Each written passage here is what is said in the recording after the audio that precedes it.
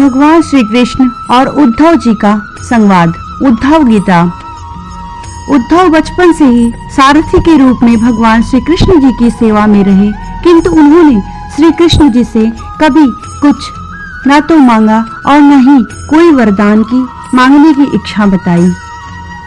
जब श्री कृष्ण जी ने अपने अवतार काल को पूर्ण कर गौलोक जाने को तत्पर हुए, तब उन्होंने उद्धव को अपने पास बुलाया और कहा, प्रिय उद्धव, मेरे इस अवतार काल में अनेक लोगों ने मुझसे वरदान प्राप्त किए, किंतु तुमने कभी कुछ नहीं मांगा।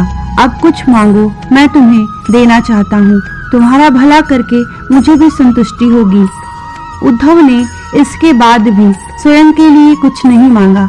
उन्होंने भगवान श्री कृष्ण से पूछा, भगवान, महाभारत के घटनाक्रम में अनेक बातें मैं नहीं समझ पाया।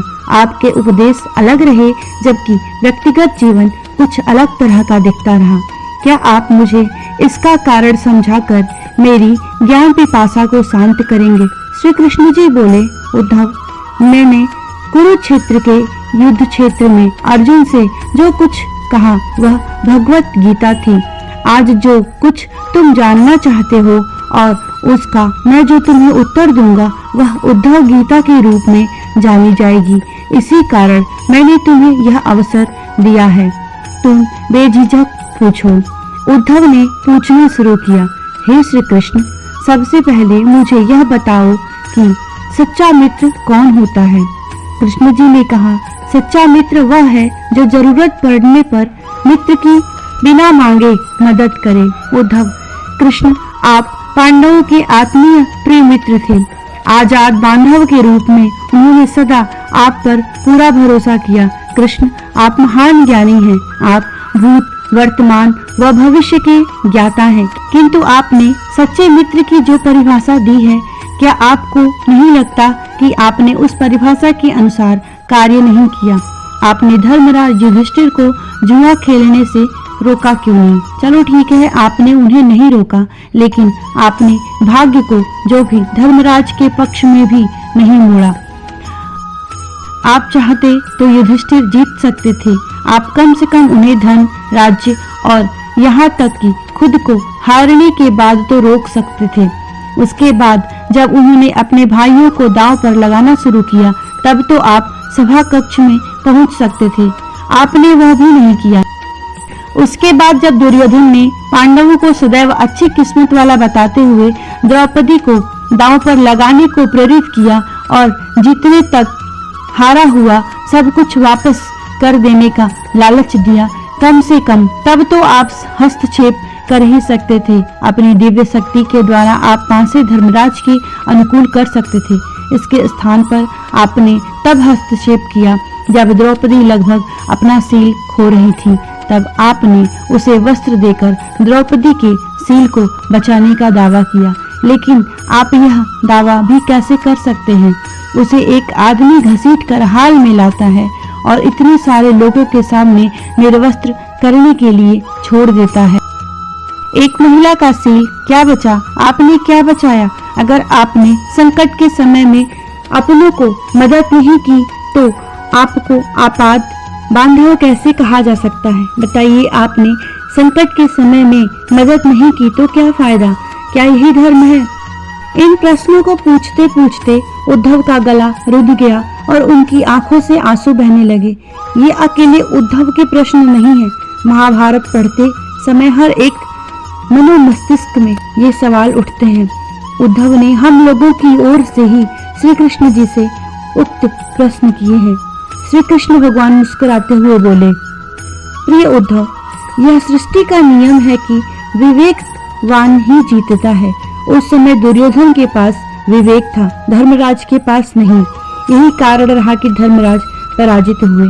उद्धव को हैरान परेशान देखकर श्री कृष्ण जी आगे बोले, दुर्योधन के पास जुआ खेलने के लिए पैसा और धन तो बहुत था, लेकिन उसे 500 का खेल खेलना नहीं आता था, इसलिए उसने अपने मामा शकुनी को युद्ध क्रीड़ा के लिए उपयोग किया। यही विवेक है। धर्मराज भी इसी प्रकार सोच सकते थे और अपने चचेरे भाई से पेशकश कर सकते थे कि उनकी तरफ से मैं खेलूंगा। जरा विचार करो, अगर शकुनी और मैं खेलते तो कौन जीतता। पासे के अंक उसके अनुसार आते या मेरे अनुसार, चलो इस बात को जाने दो। उन्होंने मुझे खेल में शामिल नहीं किया, इस बात के लिए उन्हें माफ किया जा सकता है, लेकिन उन्होंने विवेक शून्यता से एक और बड़ी गलती की, और वह यह, उन्होंने मुझे प्रार्थना की कि मैं तब तक सभा कक्ष में न आऊं जब तक कि मुझे बुलाए न जाए, क्योंकि वे अपने दुर्भाग्य से खेल मुझसे छुपकर खेलना चाहते थे। वे नहीं चाहते थे कि मुझे मालूम पड़े कि वे जुआ खेल रहे हैं। इस प्रकार उन्होंने मुझे अपनी प्रार्थना से बांध दिया। मुझे सभा कक्ष में आने की अनुमति नहीं थी। इसके बाद भी मैं कक्ष के बाहर इंतजार कर रहा था कि कब मुझे कोई बुलाए। भीम, अर्जुन, नकुल और सहदेव सब मुझे भूल गए, बस अपने भाग्य और दुर्योधन को कोसते रहे। अपने भाई के आदेश पर जब दुशासन द्रौपदी का बाल पकड़कर घसीटता हुआ सभा कक्ष में लाया, द्रौपदी अपनी सामर्थ्य के अनुसार जूझती रही, तब भी उसने मुझे नहीं पुकारा।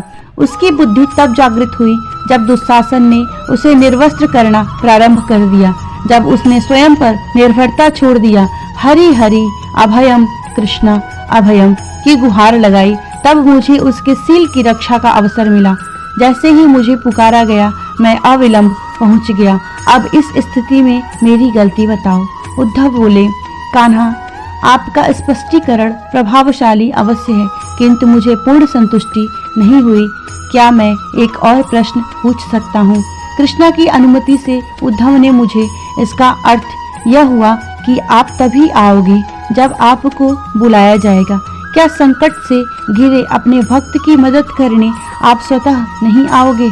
श्री कृष्ण जी मुस्कुराए। उद्धव, इस सृष्टि में हर एक का जीवन उसके स्वयं के कर्म फल के आधार पर संचालित होता है। न तो मैं इसे चलाता हूँ और न ही इसमें कोई हस्तक्षेप करता हूँ। मैं केवल एक साक्षी हूँ। मैं सदैव तुम्हारे नजदीक रहकर जो हो रहा है उसे देखता हूँ। यही ईश्वर का धर्म है। उलाहना देते हुए उद्धव ने कहा, वाह, बहुत अच्छा कृष्ण।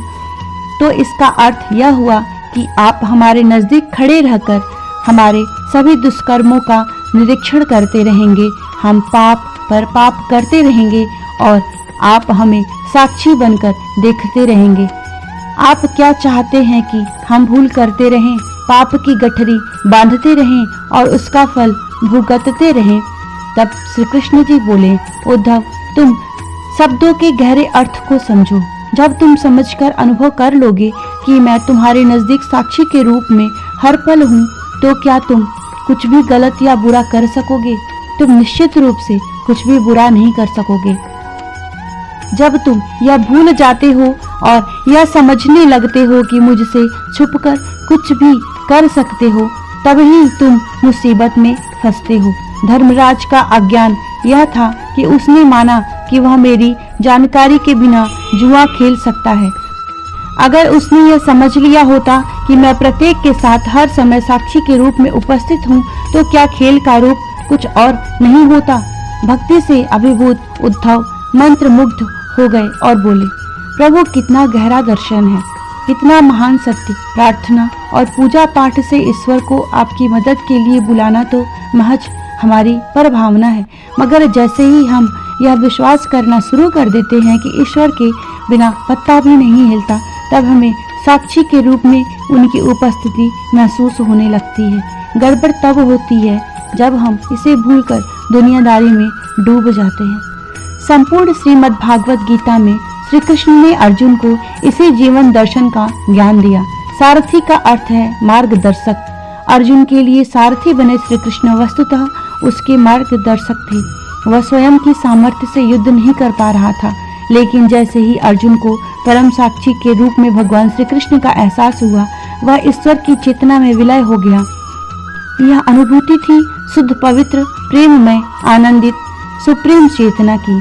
तत् त्वम असि, अर्थात वह तुम ही हो। हरे कृष्णा हरे कृष्णा।